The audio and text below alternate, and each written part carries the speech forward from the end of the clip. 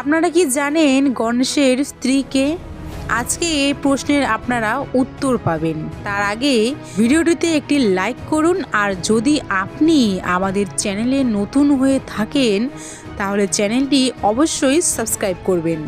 আপনারা অনেকেই মনে করেন যে কলা বউ গণেশের স্ত্রী। এটা ভাববেন না, কারণ এটা সত্য নয়। গণেশের দুই স্ত্রী, তারা হলেন ঋদ্ধি আর সিদ্ধি। তাহলে প্রশ্ন হচ্ছে এটাই যে কলা বউকে?